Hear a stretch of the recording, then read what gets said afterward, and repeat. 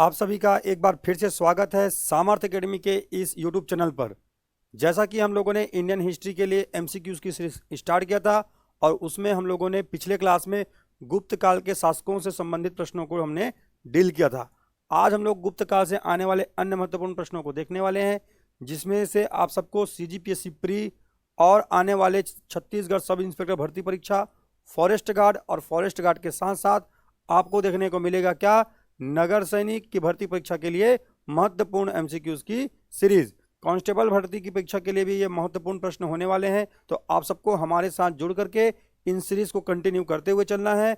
और अगर आप हमारे चैनल पर पहले बार विजिट कर रहे हैं तो आपको करना है सामर्थ्य एकेडमी के इस यूट्यूब चैनल को सब्सक्राइब, साथ ही बेल आइकन को करना है आपको प्रेस, ताकि आप सबको टाइम पर नोटिफिकेशन मिलता रहे। इसके साथ साथ आपको करना है लाइक, कमेंट एंड शेयर। जब आप शेयर करते हैं तब हमारा यह प्रयास अधिक से अधिक लोगों तक पहुंच पाता है। तो चलिए आज की इस क्लास का करते हैं हम लोग श्री गणेश और देखते हैं आज का पहला प्रश्न। तो आज का पहला प्रश्न क्या है, मैंने पिछले सेशन में इस प्रश्न को 2 से 3 बार आप सबको बताया था।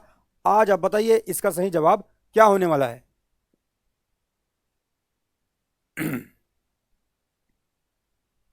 पृथ्व्या प्रथम वीर उपाधि थी। तो आप सबको मैंने कल बताया गुप्त काल में सबसे प्रतापी शासक कौन हुआ। अगर आपसे एग्जामिनर पूछे तो आपको बताना है गुप्त काल का सबसे प्रतापी शासक हुआ समुद्रगुप्त, जिसको धरणीबंध कहा जाता है, जिसको क्या कहा जाता है, जिसको कविराज भी कहा जाता है, क्योंकि ये वीणा वादन भी करता था। इसके साथ साथ इसको कहते हैं पृथ्व्या प्रथम वीर। और ये कैसे पता चलता है, तो ये हमको पता चलता है a political history, political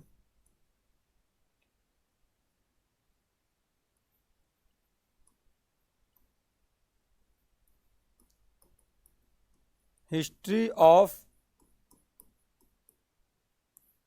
the imperial Gupta's नामक बुक लिखा है।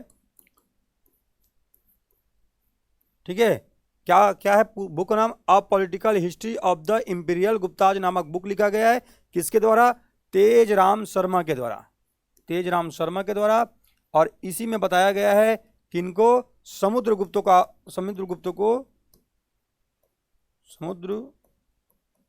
को कहा गया है ना, पृथ्व्या प्रथम वीर की उपाधि दिया गया है, ऐसा बताया गया है।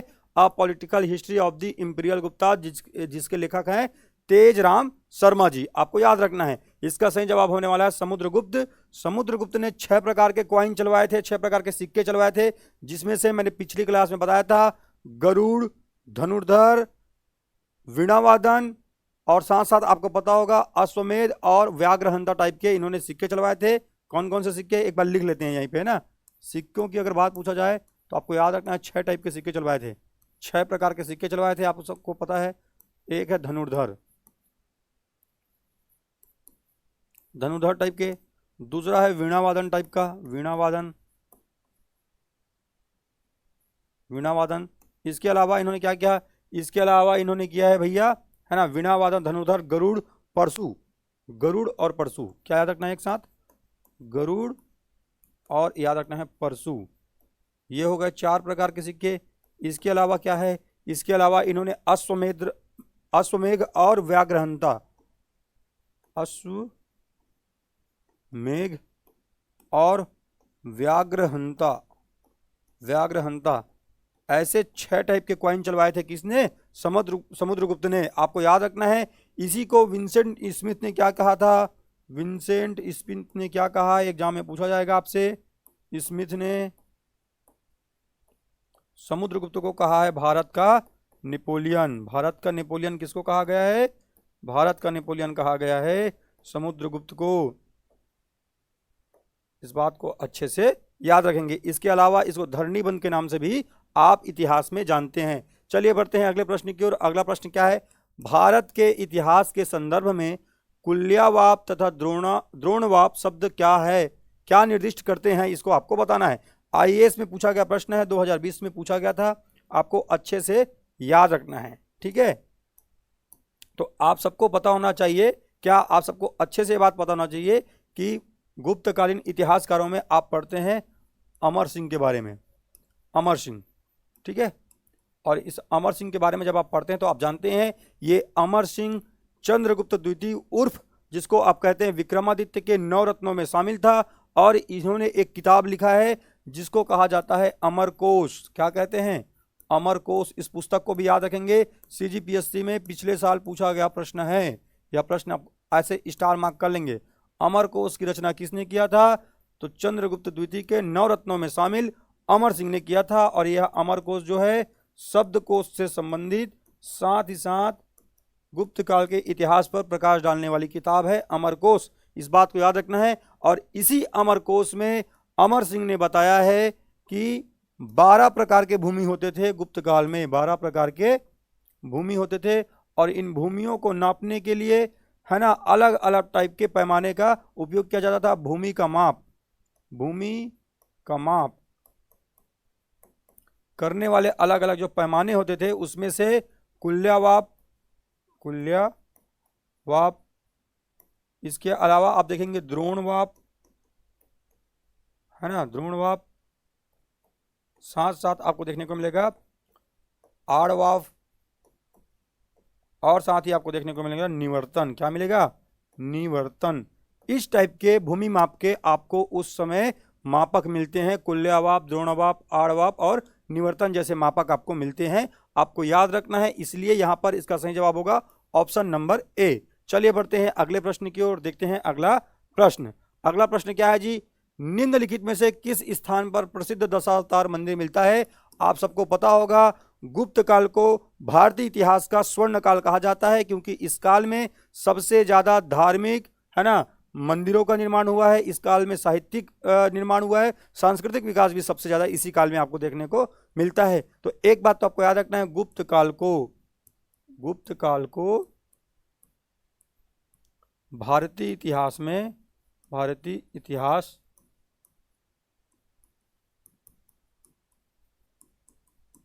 स्वर्ण काल कहते हैं, स्वर्ण काल कहा जाता है। इस बात को याद रखेंगे।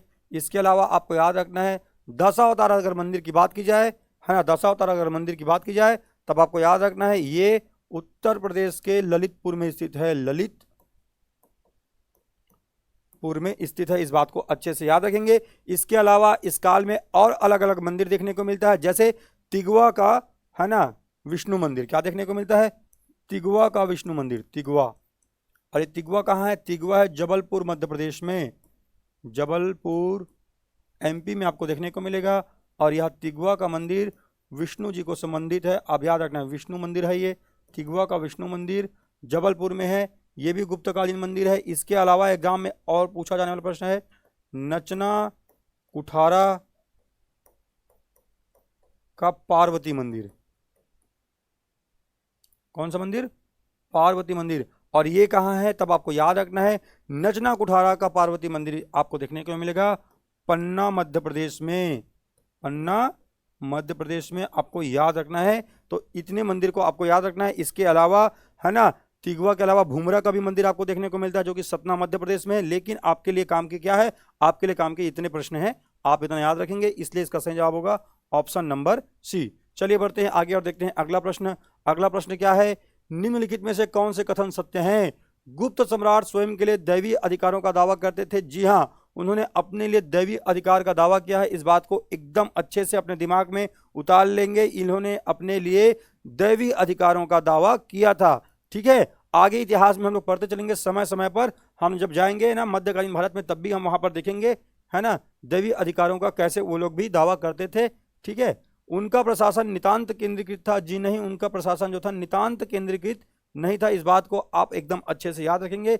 ये कथन जो है गलत है, नितांत केंद्रीकृत नहीं था। उन्होंने भूमिदान की परंपरा को विस्तारित किया था। तब आपको याद रखना है, आप सबको पता होगा, मैंने सातवाहन काल में बताया था ब्राह्मणों को और बौद्ध भिक्षुओं को क्या किया था, उन्होंने भूमिदान देने की प्रथा को स्टार्ट किया था। लेकिन उसका सर्वाधिक विस्तार गुप्त काल में हुआ था। मैंने वहां पर भी आपको ये बात बताया था। इसलिए कथन 3 सही है। 1 एवं 3 कथन जो है सही है। ऐसा कथन आपको कहां देखने को मिल रहा है? ऐसा कथन आपको देखने को मिल रहा है ऑप्शन नंबर सी में। इसलिए इसका सही जवाब होगा ऑप्शन नंबर। चलिए बढ़ते हैं अगले प्रश्न की ओर। अगला प्रश्न क्या है? तो ये आया है गुप्त काल के जो प्रमुख जो कह सकते हैं उनके शासन को संचालित करने के लिए जो प्रशासनिक अधिकारी होते थे, उनसे यह प्रश्न आया हुआ है। तब आप इसको देखेंगे और यह प्रश्न मैच द फॉलोइंग में आपको एग्जाम में देखने को मिल सकता है। वन लाइनर भी आपसे पूछा जा सकता है। तब यहाँ से क्या क्या आ सकते हैं उसको मैंने एक साथ यहाँ पर लाने का प्रयास किया है। चलिए देखते हैं इसका सही जवाब क्या होगा। महाबलाधिकृत, महादंडनायक, संधि विग्रहक, भंडागागरीधिकृत, है ना, आपको याद रखना है। तो महाबलाधिकृत कौन है, तो आपको याद रखना है ये पूरा जो है सुमेलित है जी, आपको याद रखना है। ठीक है, ये पूरा सुमेलित है, आपको अच्छे से याद रखना है। दंड कौन देंगे, न्यायाधीश देते हैं ना, न्याय करते हैं उसको दंड देते हैं, इसलिए महादंडनायक न्यायाधीश। महाबलाधिकृत, जिनके पास बल होगा, जो बल के अधिकृत रखेंगे, बल के अपने पास रखेंगे, वही सेना का संचालन करेंगे, इसलिए सेनापति कौन होंगे, महाबलाधिकृत। संधि विग्रह कौन होंगे, संधि विग्रह कौन करेंगे, जो युद्ध मंत्री होंगे। तो युद्ध एवं शांति का विषय किसके पास होता है, संधि विग्रह के पास होता है, तो युद्ध मंत्री। ठीक है। भंडारगृह मतलब भंडार किसका भंडार होना चाहिए, खजाने का भंडार होना चाहिए, अर्थात राजकोष। इसलिए इस प्रश्न का सही जवाब हो जाएगा ऑप्शन नंबर ए, 1 2 3 4, है ना, सुमेलित हैं। चलिए बढ़ते हैं अगले प्रश्न की ओर। अगला प्रश्न क्या है, निम्नलिखित युगों में से असत्य कथन की चयन करें। भाग, उद्रक, उपरिकर, शुल्क, इसमें से पूछा गया है कि क्या सुमेलित नहीं है, आपको पहचान करना है। असत्य कथन की हमको पहचान करना है। असत्य कथन क्या है देखते हैं। तो आप सबको याद रखना है, गुप्त काल में भूमि की उपज का 1/6 हिस्सा टैक्स के रूप में लिया जाता था, है ना, उसी को कहते हैं भाग। क्या कहते हैं, भाग। तो ये पहला कथन तो मैच है। उद्रक एक प्रकार का भूमि कर होता था, जी हाँ ये भी सही है, उद्रक एक प्रकार का भूमि कर होता था। उपरिकर की अगर बात करते हैं, ये भी एक प्रकार का भूमि कर था, इसको भी आपको याद रखना है। शुल्क की अगर आप बात करते हैं तो शुल्क जो था विदेशी वस्तुओं के आयात पर नहीं, आपको याद रखना है शुल्क जो था सीमा कर हुआ करता था, सीमा कर। ठीक है, साथ ही साथ इसको आप कह सकते हैं बिक्री कर। क्या कह सकते हैं, बिक्री कर कह सकते हैं। बिक्री कर में, है ना, सीमा कर और बिक्री कर अगर यहाँ पर लिखा होता तो ये शुल्क भी सही हो जाता, चूंकि नहीं लिखा है इसलिए आपका सही जवाब होगा ऑप्शन नंबर डी, सही सुमेलित नहीं है। ठीक है, चलिए बढ़ते हैं आगे और देखते हैं अगला प्रश्न। अगला प्रश्न क्या है, इसमें उस समय के साहित्यकार और साहित्यकारों के, है ना, उस समय तत्कालीन समय के राजाओं से यह प्रश्न बना हुआ है। तो इसका सही जवाब हम लोग देखते हैं, पहले आप लोग इसको बनाने का प्रयास करेंगे। चलिए देखते हैं। तो सूची 1 को सूची 2 से हमको सुमेलित करना है। तो आप सबको मैंने कल बताया चंद्रगुप्त द्वितीय के दरबार में 9 रत्न थे। 9 रत्नों में आपको अमर सिंह, है ना, कालिदास के बाद धन्वंतरी के बाद में वराहमिहिर के बाद में वररुचि, क्षणपक, है ना, ऐसे पूरे प्रमुख लोगों को याद रखना है। वेताल भट्ट को भी आपको याद रखना है, ये चंद्रगुप्त द्वितीय का है। हालांकि ये प्रीलिम्स में नहीं पूछा जाएगा, मेंस में पूछा जाता है, लेकिन अगर ये नाम आप याद रख लेते हैं तो क्या पता कभी ऐसे पूछ ले, बताइए चंद्रगुप्त द्वितीय के दरबार में शामिल 9 रत्नों में से कौन शामिल नहीं है या कौन शामिल हैं। तो अगर इसको याद रख लेते हैं तो आपका काम बन जाएगा। कौन कौन से हैं, अमर सिंह है, धन्वंतरी है, कालिदास है, क्षणपक है, वररुचि है, शंकु है, वराहमिहिर है और वेताल भट्ट है, आपको याद रखना है। तो कालिदास को मैच करते हैं चंद्रगुप्त द्वितीय के साथ। आप जब मध्यकालीन इतिहास को पढ़ेंगे, दिल्ली सल्तनत पढ़ेंगे, तब दिल्ली सल्तनत में हम पढ़ेंगे अमीर खुसरो, जिसको हम देखेंगे अलाउद्दीन खिलजी के दरबार में। ठीक है, खजाइन उल फतूह, अमीर खुसरो, लैला मजनू, अमीर खुसरो, है ना, अमीर खुसरो की पहेलियां, ये सारी रचनाएं किसकी हैं, अमीर खुसरो की है। तूता ए हिंद किसको कहते हैं, अमीर खुसरो को कहते हैं। ये सब पढ़ेंगे आगे। ठीक है, हरिसेन कौन है, तो हरिसेन के बारे में आपको पता होगा, इन्होंने प्रयाग प्रशस्ति की रचना किया समुद्रगुप्त के दरबार में। बाणभट्ट कौन है, गुप्तोत्तर काल में हम देखने वाले हैं, हर्षवर्धन के कार्यकाल में, गुप्तोत्तर काल में बाणभट्ट एक, है ना, प्रमुख प्रसिद्ध कवि होगा हर्षवर्धन के दरबार में, जिसने हर्षचरित्र और कादंबरी की रचना किया था। ठीक है, तो इसका सही जवाब क्या है, ए के साथ हमको क्या मिलाना है, 4। ठीक है, ए के साथ ऐसे आप ABC देख लेंगे ना, इसको ऐसे देख लेंगे, ए के साथ में क्या मिलाना है, 4। तो ए के साथ 4 यहीं पर है और एक ही जगह पर है, तो इसलिए इसका सही जवाब होने वाला है ऑप्शन नंबर सी। ठीक है, आप देख सकते हैं ये पूरा मैच द फॉलोइंग में आप ऐसा बना सकते हैं। चलिए बढ़ते हैं आगे और देखते हैं अगला प्रश्न क्या है। कालिदास की साहित्यिक कृति कौन सी नहीं है, तो आपको याद रखना है कालिदास जी ने बहुत सारी किताब लिखा है, जिसमें से मैंने अभी तक लगभग सारी किताबों का नाम आपको बता दिया है। मृच्छकटिकम जो है ये एकमात्र आपको अलग देखने को मिलेगा। यह रचना जो है शूद्रक की रचना है। किसकी रचना है, शूद्रक की रचना है, आपको याद रखना है। कालिदास की साहित्यिक रचनाओं में आपको याद रखना ये तीनों शामिल है, ऋतुसंहारम, मेघदूतम, विक्रमोर्वशीयम, इसके अलावा अभिज्ञान शाकुंतलम, अभिज्ञान शाकुंतलम, कुमार संभवम, कुमार संभवम, रघुवंशम, रघुवंशम जैसी रचनाएं शामिल है। ये सब किसकी है? ये सब रचनाएं हैं जी कालिदास जी की, आपको याद रखना है, कालिदास जी की रचना है। इतनी बातें आपको अच्छे से याद रखना है। तो इसमें क्या शामिल नहीं है? इसमें शामिल नहीं है मृच्छकटिकम। मृच्छकटिकम के लेखक कौन है? शूद्रक हैं। इसका सही जवाब क्या हो जाएगा? Option number A. चलिए बढ़ते हैं अगले प्रश्न की ओर। गुप्त युग में भूमि राजस्व की दर क्या थी? अभी हम लोगों ने देखा भूमि राजस्व की दर 1/6 थी और यही संख्या पुराणों में भी आपको मिलती है। इसीलिए कहा जाता है कि भूमि की जो दर थी, जो टैक्स थी, उपज का 6ठा भाग था, 1/6 भाग था। इसी को हम लोगों ने देखा, इसी को गुप्त काल में भाग कहा जा रहा है। क्या कहा जा रहा है? भाग कहा जा रहा है। ठीक है, अच्छे से याद रखेंगे। चलिए बढ़ते हैं आगे और देखते हैं अगला प्रश्न। चंद्रगुप्त के नवरत्नों में से कौन फलित ज्योतिष संबंधित था? तो आप सबको मैंने अभी बताया है ना, अमर सिंह जो था इसने क्या लिखवाया है? अमर सिंह ने लिखा है अमरकोश। क्या लिखा है? अमरकोश। और इस अमरकोश के बारे में बताया, ये शब्दों के कोश से या कोषागार से संबंधित है। किससे संबंधित है? कोषागार कहने का मतलब क्या होता है? शब्दों के बारे में बताने वाला, है ना, ये बुक है अमरकोश। तो अमर सिंह तो शब्दों से संबंधित हो गया या उनके इतिहास से संबंधित शासक हो गए। क्षणपक जो था ये था ज्योतिष। कौन था? ये ज्योतिष था भैया। शंकु कौन था? शंकु था वास्तुकार। कौन था? वास्तुकार था। वररुचि, वरुचि की अगर आप बात करेंगे तो ये था संस्कृत का जानकार। क्या था? संस्कृत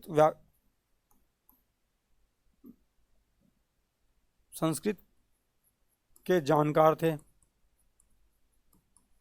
संस्कृत के जानकार थे वररुचि। वेताल भट्ट जो था जादूगर था। कालिदास जो था साहित्यिक रचना करने वाला था। धन्वंतरी जो था, है ना, प्रमुख चिकित्सक था। इसके अलावा आपको देखने को मिलेगा और क्या, हम लोगों ने 4 3 7 7 लोगों की बात कर लिया। और क्या बच गया? वेताल भट्ट जादूगर कह लिया। वराहमिहिर को, हाँ वराहमिहिर, वराहमिहिर जो था वो था खगोलविद। क्या था जी? खगोलविद। इतनी बातें आपको याद रखना है। ठीक है, वराहमिहिर खगोलविद था। तो सब आगे बढ़ते हैं और देखते हैं अगला प्रश्न। गुप्तकालीन रजत मुद्राओं को नाम दिया गया है। आपको अच्छे से याद रखना है। गुप्तकालीन रजत मुद्राओं के बारे में मैंने पिछले क्लास में भी डिस्कस किया था। चंद्रगुप्त द्वितीय ने 2 सिक्के चलाए। एक सोने के सिक्के को दिनार कहा गया और एक जो चांदी का सिक्का था उसको कहा गया रूपक।